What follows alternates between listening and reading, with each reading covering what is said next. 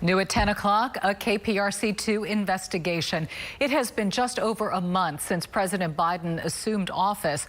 And tonight, federal officials say the number of illegals crossing at the southern border is now skyrocketing. Chris? That's right, Dominique. And while those numbers have been on the rise since last year, it's the treatment of those undocumented immigrants that's now changing with this new administration. Here's KPRC2 investigator Robert Arnold.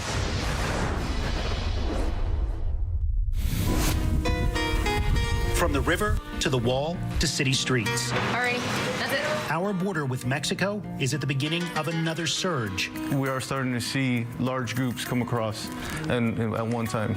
Border Patrol agent Jesse Moreno. There was 253 within a 2-hour time frame that came in within an hour or so of each other, and that was mainly family units and unaccompanied minors. Did they try to avoid apprehension or did they surrender? They turned themselves in to agents. Because of COVID, media are not allowed to ride along with agents as they patrol the river. But Border Patrol did share these pictures of recent apprehensions along the border at checkpoints and in stash houses in the Rio Grande Valley. We've had stash houses that had 61, 60, 71 bodies, illegal aliens in it. The number of people caught crossing our southern border has been steadily increasing since April. Just over 78,000 people were caught last month. And when KPRC2 investigates waited in downtown McAllen, we saw Central American immigrants again being released into the U.S. It's the front from now on. Sometimes it was a handful of people. Other times it was a large group. All were families with small children given notices to appear in immigration court at a later date. They were sent to the Catholic Charities Respite Center, where they get food, toilet articles, and help contacting friends or family in the U.S. Customs and Border Protection sent us a statement reading COVID restrictions and renovations to its processing center has created a lack of holding space in the valley.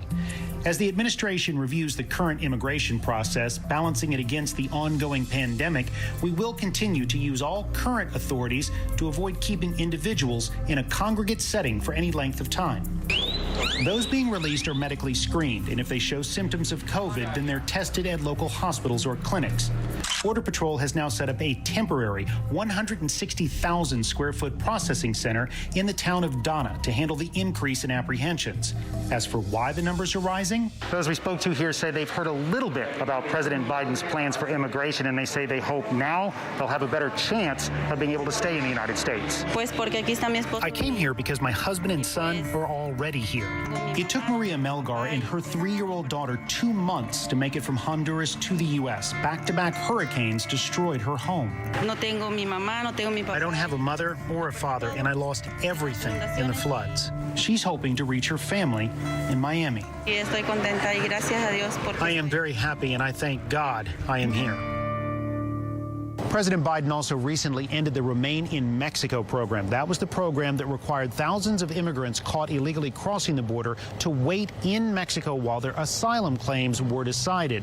Now, a select number of those immigrants can cross into the U.S. each day after they've been screened for COVID. They will be allowed to remain in the United States while their asylum claims are decided. And as we've reported, it's now taking an average of more than 2 years for a case to work its way through immigration court. Robert Arnold, KPRC2 News.